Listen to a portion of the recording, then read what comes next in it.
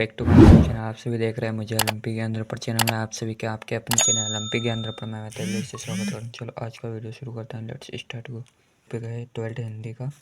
ठीक, ये 2022 मॉडल है तो हिंदी का बहुत मोस्ट इंपॉर्टेंट है। ये आप सभी को दिखाता हूँ सीरियल में। ठीक, एनालाइज कराता हूँ।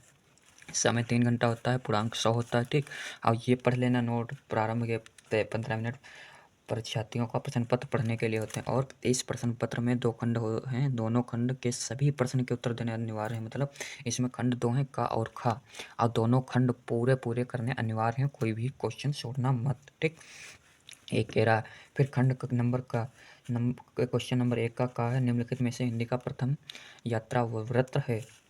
इसमें टिक लगा देना है। ठीक, सही कर देना है। ठीक, प्रश्न नंबर का के फर्स्ट प्रश्न खंड का के पहले प्रश्न में ये सब ऑब्जेक्टिव हैं। ठीक, 4 के 4 ये खा वो का था, ये खा, ये है, ये गा, ये अड़ा है। ठीक, फिर प्रश्न नंबर खंड का के प्रश्न नंबर 2 में ये भी ऑब्जेक्टिव हैं। ठीक, का खा गा देख सकते हैं, और खा ये आपके 10 नंबर के हो गए। ठीक, ऑब्जेक्टिव 10 नंबर के आते हैं। अब है गद्यांश।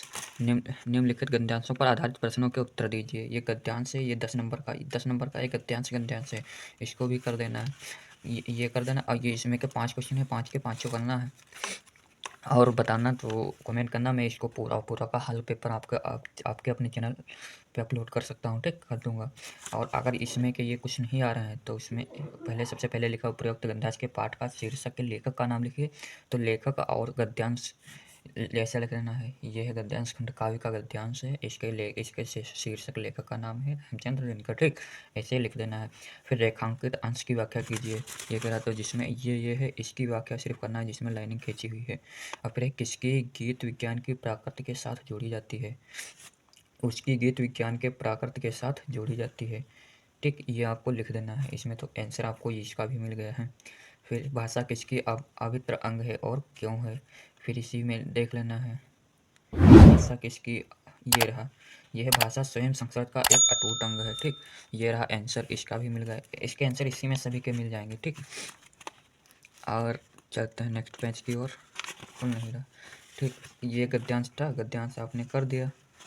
उसके बाद एक ये गद्यांश रहा, चाहो तो ये कर दो, चाहो तो ये कर दो, एक ही करना है गद्यांश। ठीक, खंड का के क्वेश्चन नंबर 3 का गद्यांश 2 दिए हैं, एक ही करना है। अब आ जाना है खंड का के प्रश्न नंबर 4 में, इसमें फिर एक गद्यांश है, तो ये भी गद्यांश आपको करना है, 10 नंबर का है, इसमें भी कर देना है। ठीक, ये हो गया। उसके बाद चलते हैं इसकी तरफ। फिर है खंड का के, इस 2 गद्यांश इसमें भी दिए हैं, एक ही करना है। फिर 5 नंबर पे आ जाना है। इसमें का करना है, निम्नलिखित में से किसी एक लेखक के जीवन परिचय देते हुए उनकी रचनाएं का उल्लेख कीजिए। इसमें जीवन परिचय दे दीजिए और उनकी रचनाओं का उल्लेख कर दीजिए। ठीक, उनकी रचनाएं, जैसे जीवन परिचय 80 शब्दों में होना चाहिए, और उनकी रचनाएं, इसके सारे जीवन परिचय मेरे चैनल पर पड़े हुए हैं, देख लीजिए।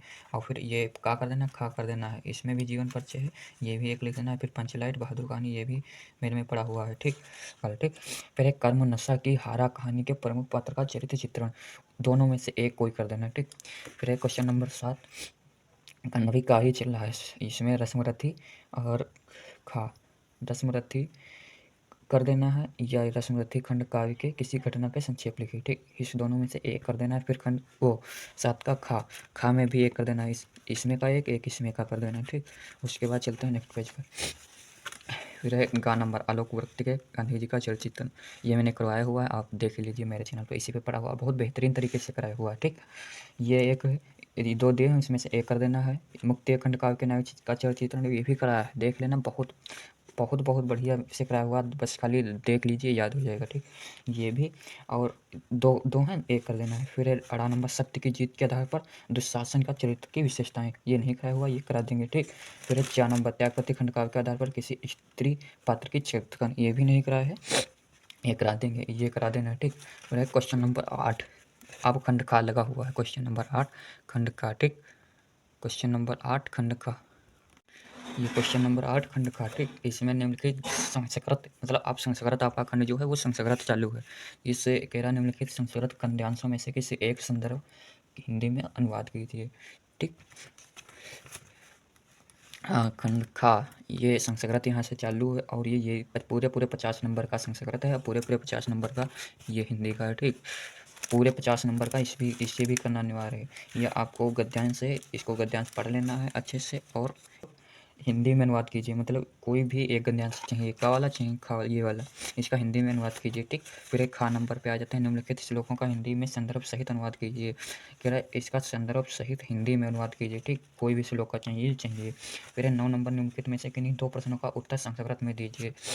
कह रहा है क्वेश्चन दिए हुए हैं 4, इसमें 2 ले लेना है। किन्हीं 2 क्वेश्चन को प्रश्न देना है। ठीक, किन्हीं 2 प्रश्नों का उत्तर मतलब संस्कृत में ही देना है दोनों किसी का। ठीक, फिर है 10 का शांत रस अथवा रौद्र रस की परिभाषा कीजिए। इसमें शांत और रौद्र रस की परिभाषा और उदाहरण लिखिए। फिर अनुप्रास अलंकार अथवा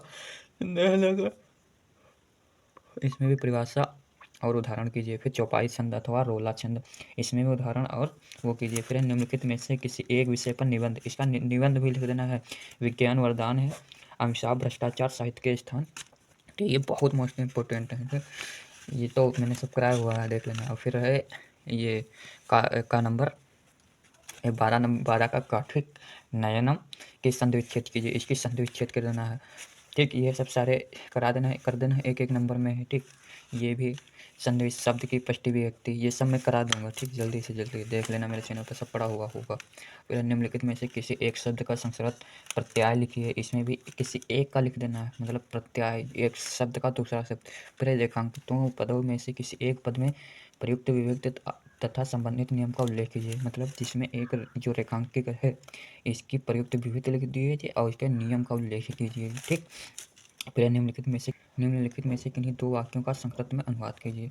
इसमें 5 हैं वाक्य, किन्हीं 2 वाक्य ले लेना और इसको संस्कृत का में अनुवाद कर देना। बस 5 ये खंड का है और खंड का और खंड का। ठीक, खंड का है और खंड का, ये भी 50 नंबर का है, ये भी 50 नंबर का है। ये संस्कृत है और ये हिंदी है। ठीक, और दोनों करने अनिवार्य हैं, ये भी करना वो भी करना, 50-50 नंबर के हैं। ठीक, आज का वीडियो यहीं पे समाप्त करते हैं। Thanks for watching the video. अगर कोई भी डाउट है या कोई भी क्वेश्चन है पूछना है, कमेंट बॉक्स में पूछ लीजिए। कमेंट बॉक्स आपके लिए ओपन पड़ा हुआ है।